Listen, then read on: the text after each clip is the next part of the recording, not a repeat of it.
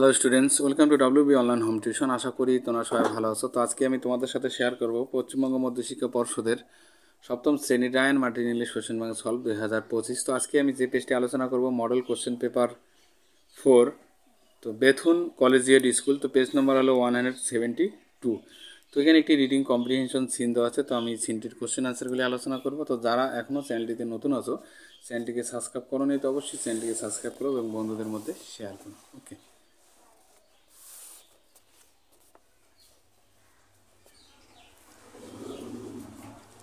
তো প্রথমেই এ দাগের এখানে ট্রু ফলস লিখব, তারপরে সাপোর্টিং স্টেটমেন্টগুলি লিখব। The earth is not very old. তো এখানে বলা হচ্ছে যে পৃথিবী খুব পুরনো নয়, তো এটা অবশ্যই ফলস হবে কারণ পৃথিবী অনেক পুরনো। You know of course that our earth is very very old. Once the earth was so hot that no living being could live on it. তো একসময় পৃথিবী এত উত্তপ্ত ছিল যে কোনো জীবেই এতে বসবাস করতে পারতো না। তো এটা অবশ্যই ট্রু হবে। তো এই time when the earth was too hot for any living being to live on it. তো এরপরে বি দেখেন, answer the following question. What is difficult for us the imaging today. তো আজকে আমাদের জন্য কি কল্পনা করা কঠিন। তো it is difficult to imaging this world of ours which is so full today of all kinds of animals and men to be without them, who lived on earth before humans. তো মানুষের আগে পৃথিবীতে কে বাস করত। তো before the man came there were only animals, প্রাণীরা বসবাস করত। Number 3, what are fossil. তো জীবাশ্ম কি। Fossil are preserved remains traced on impressions of ancient organisms found in rocks, amber or sediment showing past life on earth. So write the opposite of the word and make a sentence with it. তো এখানে বলা হচ্ছে যে বিপরীত শব্দগুলি লিখবো এবং একটা সেন্টেন্সও আমরা তৈরি করব। তো এখানে ডিফিকাল্ট মানে কি কঠিন, তো ইজি হবে এখানে। বাই আমরা সেন্টেন্সটা এইভাবে তৈরি করতে পারি, it was an easy decision to make. তো এরপরে রিডিং কম্প্রিহেনশন আনসিন। তো এখানে একটা আনসিন দেওয়া আছে। তো আনসিনটা আমরা একটু বাংলা মানুষে আলোচনা করব, তারপরে কোশ্চেন আনসারগুলি। Two little boys found a walnut. দুটি ছোট্ট ছেলে একটি আখরোট খুঁজে পেয়েছে। One said the nut belongs to me. একজন বলল বাদামটা আমারই। For I was the first to see it. আমি প্রথম দেখেছিলাম। No replied the other. না, অন্যজন উত্তর দিল না। It belongs to me. এটা আমারই। Since I picked it up with my own hands. আমি নিজের হাতেই এটা তুলেছি। এ young man was passing by and he heard their quarrel. এক যুবক পাশ দিয়ে যাচ্ছিল এবং সে তাদের ঝগড়া শুনতে পেল। He came up to them and meditated. তো সে তাদের কাছে এসে মধ্যস্থতা করল। He took the nut and broke ইট।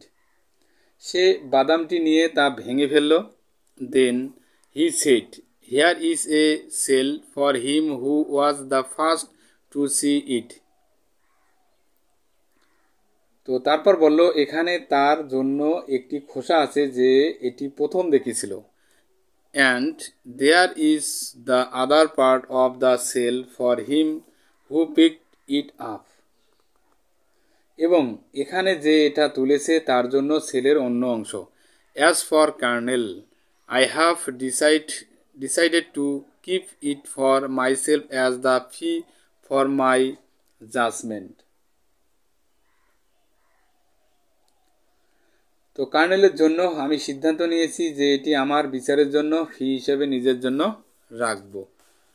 তো এরপরে এ দাগের, তো এখানে ট্রু ফলস টেপ লিখব।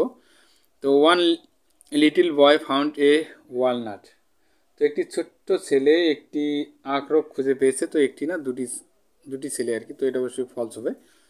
অ্যান ওল্ড ম্যান মেডিটেটেড, একজন বৃদ্ধ লোক মধ্যস্থতা করলো, এটাও ফলস কারণ একজন ইয়ং ম্যান, তো এটা অবশ্যই ফলস হবে, তো এফ লিখবো আমরা। তো এরপরে বি দাগের feel in the chart with information from the passage থেকে আমরা ইনফরমেশনগুলি নিয়ে পূরণ করব। তো এখানে কজ আছে, কজ মানে কারণ, এফেক্ট মানে ফল। The young man decided to take fee for his judgement, তো যুবক তার বিচারের জন্য ফি নেওয়ার সিদ্ধান্ত নিয়েছে। তো here is a shell for him who was the first to see it and there is the others part of the shell for him who picked it up. তো এরপরে এফেক্টে দেখো এখানে প্রভাবটা কী আছে। The second boy claimed that the nut belongs to him, দ্বিতীয় ছেলেটি দাবি করেছে বাদামটি তার। তো it belongs to me since I picked it up with my own hand. তো এরপরে সি দাগের answer the following question given below. তো why did the first boy claimed the nut, প্রথম ছেলে কেন বাদামের দাবি করেছিলেন? কারণ the nut belong to me for I was the first to see it, কারণ এটা সে প্রথমেই দেখেছিল। এরপর আলোচনা করবো গ্রামার অ্যান্ড ভোকাবুলারি। তো give the antonyms of the following words, তো বিপরীতক শব্দগুলি লিখতে বলছে। এখানে স্যাড মানে দুঃখজনক, তাহলে এখানে হ্যাপি হবে। স্মুথ মসৃণ, তাহলে রাফ হবে। তো B the feel in the blanks with positive pronouns or positive adjective বসাবো আমরা। তো দিস পেন ইজ মাইন হবে, এখানে দেয়ার বসাবো। There house is near the school. See the dues directed, I can see no improve আছে, improve in your studies. তো এখানে ইমপ্রুভটাকে আমরা use the noun form of the words given in brackets fill in the blanks করবো। তো noun form তৈরি করবো। তো ইমপ্রুভ আছে, ইমপ্রুভমেন্ট হবে। Number 2, the soldiers fought bravely. To write adverb the mention or it is type. So the soldiers fought bravely. So D দাগের fill in the following chart with proper degree of adjective. good এর competitive হলো better, একটু বেশ দেওয়া আছে। তো এখানে positive আছে কম্পিটিটিভ, আর সুপারলেটিভ দেওয়া আছে worst, তো এখানে ব্যাড হবে, ব্যাডস worst। তো চারের দাগের ফাইনাইট ওয়ার্ডস, তো এই আনসিন থেকে আমরা এখানে খুঁজে লিখব। তো ভার্ডিক্ট মানে রায়, তো এখানে জাজমেন্ট হবে। এরপর আলোচনা করব রাইটিং স্কিল। তো পাঁচের দাগের write a paragraph on the duties of a student, you may use the following points. তো শিক্ষার্থীদের কর্তব্য বিষয়ে একটি অনুচ্ছেদ লিখতে হবে। তো এখানে কিছু পয়েন্ট দেওয়া আছে, পয়েন্টের উপর ভিত্তি করে।